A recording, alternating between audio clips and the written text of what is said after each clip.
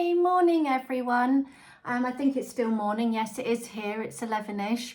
I thought I'd come on today to tell you a little bit about the books that we're enjoying reading with the children, that the children are asking for, that they're wanting to be read, and the books that they've enjoyed so far as they've gotten older. Did you know that babies can only see in black and white up to about the age of 4 to 5 months, where they then start to see in colour, and then by 6 months old they then have the same sort of vision to be able to see in colour as an adult. So with that in mind, the reading journey progresses quite a bit from really, I guess, the 6-month age and onwards. Excuse me, I'll try and do my hair a little bit better. Probably not too great, but they're not too bad. So I think one of the earlier books, other than getting a black and white book originally for baby, that we would have had, would have been this book. It's something with not that many words in. It's called 10 Little Fingers and 10 Little Toes. It's a lovely starting story. Don't worry, I won't start reading the whole lot to you, but as you can see, there aren't that many words through the story. It gets your child interested in reading, looking at the pictures, being able to see other children and seeing the world that's similar to them, and also world and perhaps cultures that might not be similar to them, and showing them what's out there in their world as they discover and as they grow up. And it's a great little starting point, and it's such a cute little story. So that one is 10 Little Fingers and 10 Little Toes. Another great idea are books like these. This one's called Dear Zoo. These are lift the flat books. This one probably will have been going since we were kids, maybe younger than that. But again, it just goes through. It hasn't got a whole lot of words on the picture. It's a very cute story, and they can interact with the story by lifting up the flaps, finding out about the animals.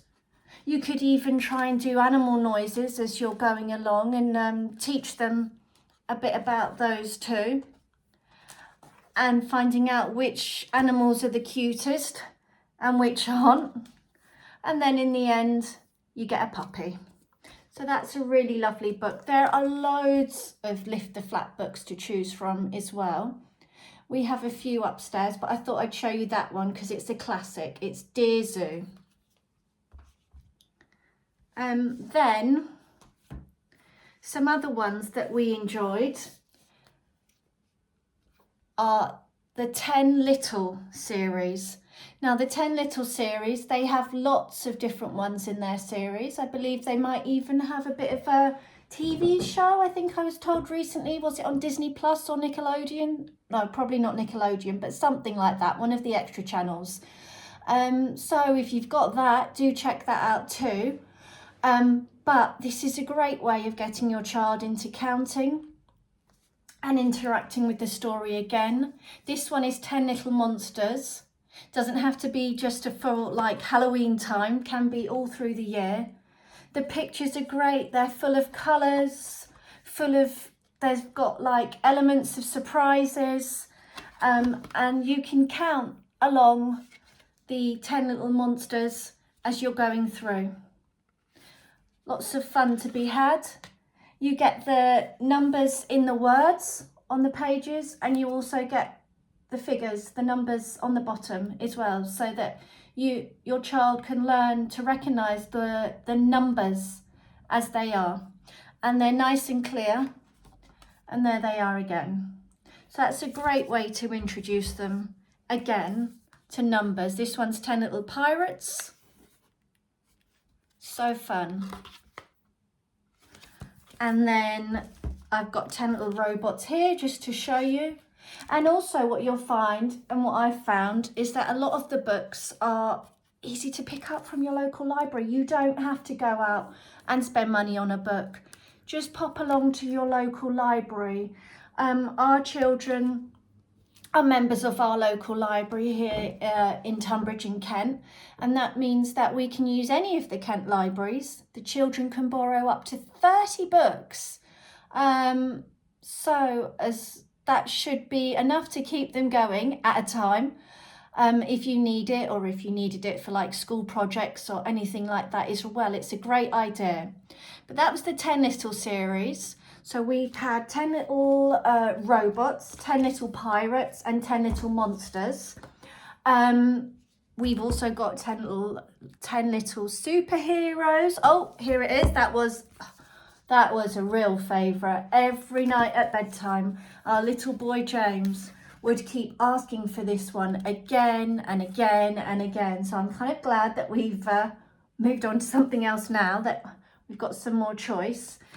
We've also got 10 little princesses, 10 little monkeys was I think one of the newest ones that we've got.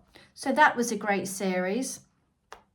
Do I need to mention Julia Donaldson? I mean, everybody must know of Julia by now. I mean, maybe even if you don't have a child, she's done so many fantastic children's books. She's written them, and then in these ones, Lydia Muntz has illustrated these. But then in some of these other ones that I have, now forgive me if I say it wrong, but it's Axel Scheffler, I think is how you say it. He does quite a few of them as well, and they are just superb. They've been turned into like short films that are often played around Christmas time. Some of the theatres do productions on them. The schools, I'm sure lots of kids love them at school. They're great right from nursery age, before they start nursery or preschool. Lots of people love these books. We loved What the Ladybird Heard. Oh, that's the next one. Apologies. What the Ladybird Heard. It's great for getting you into farmyard animals, showing you a bit about those things, building a bit more on a story. So it's a bit more of a chunkier book. We like the fact that these are all hardbacks. I think you can get them in paperbacks as well. But you know what, the hardbacks, especially having young kids, aren't they a lot more durable? And then they're not as easy, they last longer, you know. Yes, you can chew, well, you're not supposed to obviously, but yeah, they can chew the spines, or you know, they can be a bit how would you say, rough with the pages and things, but doesn't matter as much if it's a hardback. So this one's What the Ladybird Heard Next. There's a couple in that series, and if they've really enjoyed that one, it's great to be able to take them through that. Then found them. These are the ones where it's Julia Donaldson and Axel Scheffler doing the illustrations, the pictures. Stickman. Stickman is my absolute favourite. I don't know where the idea came from, but you could just imagine it outside if you had like a stick, or it just makes your mind wander onto different things. It's a definite, I definitely urge you to try that one.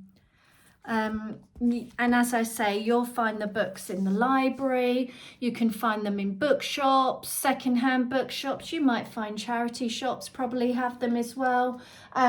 Osborne Books, if you've got any near you, or if there's anybody doing those as well, often at the schools, or the schools might have their own libraries, sometimes the nursery do too. So by all means, just look everywhere, look anywhere. You never know where or when you can pick something up. The Snail and the Whale, it's another popular one. They're great reads. I mean, look at that, and look at the attention to detail in those pictures. It's just beautiful. This is one about the snail. He's had enough of his life, so he decides to hop on the tail of the snail and hop on the tail of the whale and travel all the way across the world. And the whale gets stuck and stranded on a beach. So it turns out that little old snail can help him. So do pick that one up if you fancy another good adventure. You've got the Gruffalo's Child here. Oh, we've got the Gruffalo upstairs as well, but I've picked up the Gruffalo's Child. Room on the Broom, it's another great one. And the Scarecrow's Wedding. I'm sure I'd seen this one. I think this one's only just come out maybe recently as a film, perhaps. But that is great. And if you can do the voices, if you can imagine, I don't know, like the farmer having a bit of a sort of Somerset accent or something, I think it just makes it more fun for the kids. Got the detective dog here as well. Maybe not as well known as some of the other ones, but I've got the detective dog, and I'm sure I brought down the hospital dog as well. There it is. Another two of our favourites. Oh, there goes a few onto the floor. We love both of those. Showing you that dogs are so helpful there. So if you're an animal lover like we are, then by all means do delve into those two as well. Particularly this one. I love the hospital dog. It's Dot the hospital dog. She is so cute. She goes in and it's just telling you the story about how dogs can go in and sort of have a sort of therapy with the children in a way when they're in hospital, and sort of like make them feel better in a way. It sort of helps aid their recovery, doesn't it, almost? Excuse me. Then I have got, I saw this one during COVID, I'm sure it was, you know, and that's probably where we could have read a bit more as well, and picked up a few more, ordered obviously more. The Wonky Donkey. There's another one, I think it's called, like, is it the Grinny Granny or something? Or maybe there's something else. I think there's one about the baby. But it is such a tongue twister. And, you know, you can even look at people, if you're not sure about a book, you can go onto YouTube or possibly some other sites, and you can find people reading these books just to give you an insight if you think you might like it. But it starts off, it's so funny. It goes, I was walking down the road and I saw a donkey, hee-haw, and he only had 3 legs. He was a wonky donkey. And then it goes on to say, I was walking down the road and I saw a donkey, hee-haw. He only had 3 legs and 1 eye. He was a winky wonky donkey. So you can just imagine the fun that you could have with that. Then as they've gotten older, we've gotten some books to help with their learning. We've really, my daughter's really enjoyed learning about the solar system through this book. This one is a series of books called Hello World. Got a gardening and an ocean one as well by Jill McDonald. So it's telling you about all the different planets, how they orbit around the sun, what they're made up of, the names of them. It's a great way to explore the different subjects like space. And it's got big bright colours in there too. So that's a great one.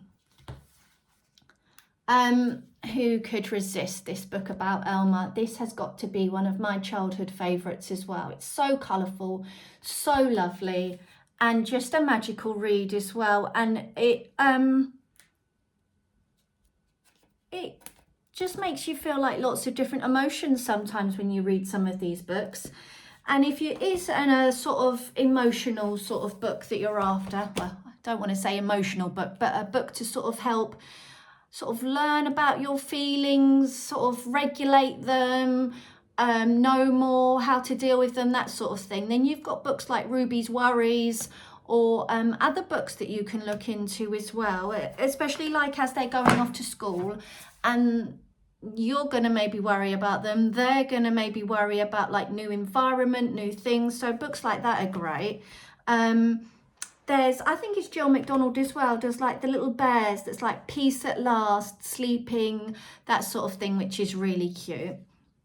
My little boy got this one from his nursery at Christmas time. He has really enjoyed it. This is Kipper. Did you know that Kipper's been out for 30 years? Wow, it's a long time. Well, to the kids it is maybe, but... So that is really lovely. He's loved looking at that one, A Year with Kipper. He's had Gozzle, he's borrowed this one from Nana and Grandad, but he's been really enjoying this one as well, Gozzle. So we've put that down recently. Funny name that. Not sure it reads as nicely as some of the other ones I've looked at, but pictures are lovely and clear. And there's not a lot of words on there, so it's an easy read. Don't you think as well with boys, anything to do with bottoms or toilet humour is always going to go down a treat? We found this one. There's a second-hand bookshop in Tunbridge. It's called Tepper Books, I think it's called. It's not far from, it's like at the top end of town as you're heading towards the boys' school. So we found this one in there and another one recently. Nobot the robot with no bottom. And it was a laugh. So it's literally just about this robot who doesn't have a bottom, because originally, look at this, as he's swinging, can you see? He's called Bernard the robot. He loses his bottom on the swing. Oh, so the story takes you through all of that, trying to find his bottom, and then you've got characters like these birds using it as like a sort of nest. That bear using it as like drums, that sort of thing. So that's really cute. And the other one we picked up recently from that bookstore, Tepper, was this one. There's a Snake in My School. My daughter had read this at school, actually. I mean, I'd remembered her telling me about it. She's so great at reciting things from school, particularly stories and stuff. It really piques her imagination. It's great to hear about them. And it's such a hoot of a book. It's such a laugh, this one. David Walliams has written this one. There's a Snake in My School. And the idea is that on one day at school, there was a day where it was like, bring your pets to school. So everyone brings their pet in, and you know, this girl brings her pet snake in while everyone's got things like dogs and cats and various things like that.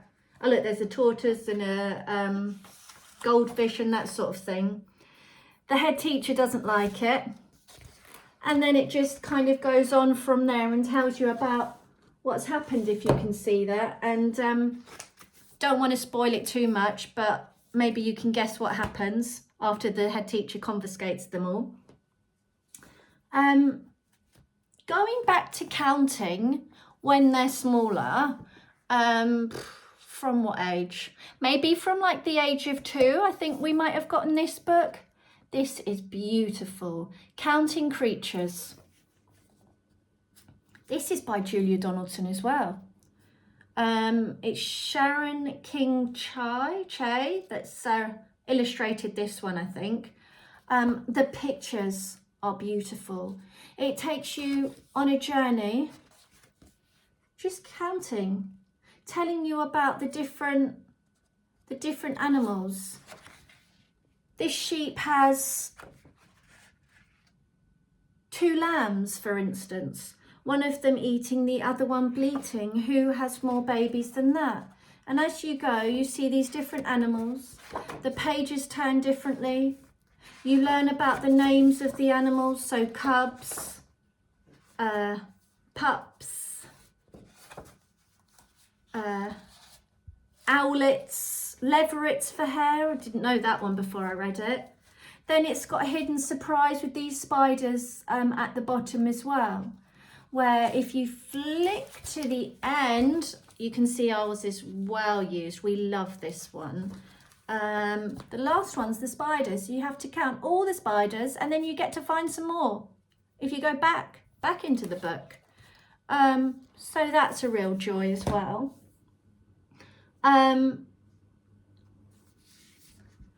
They've loved this one. Can you believe as well? This one's called The Little Engine That Could. It's about a little train, and nobody thinks that he can do anything because he's so small. This one's actually linked to Dolly Parton. I can't remember how. Oh, here we are. Does she write it? Does she?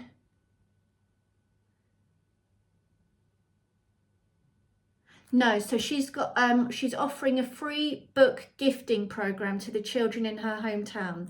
So she's got links to this, but it just takes you on this journey, and it kind of makes you feel like it's a tale of adversity, because just because you're small, or just because you're however you are, you don't have to give up. You don't have to stop trying. You will make it. You can do it.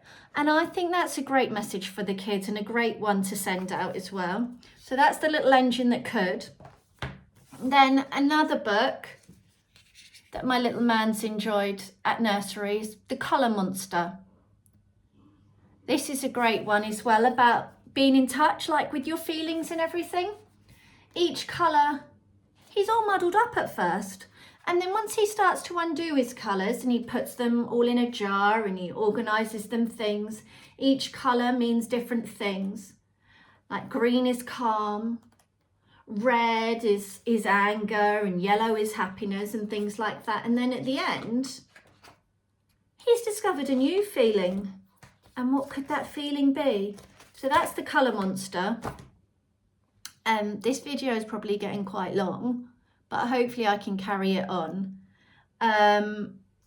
Because I want to tell you about the Little Rabbit Foo-Foo, which my daughter learned in reception. They had Michael Rosen come in, the author of this book. And it is a great little book. We haven't read it for a while, but we got it when he came to the school, and they'd really enjoyed reading that one. Especially, I guess, because the Little Rabbit Foo-Foo's going through the forest and bopping everyone on the head, goblins and all. So that's fun. He turns into, what was it he turns into in the end? A goonie. That was it. Because he didn't do as he was told. Maybe that's a good one to teach them how to do as they're told. I think I'll have to pause it there. Do another one as a part 2. So that we can do slightly older children in part 2. So I'll see you in a minute.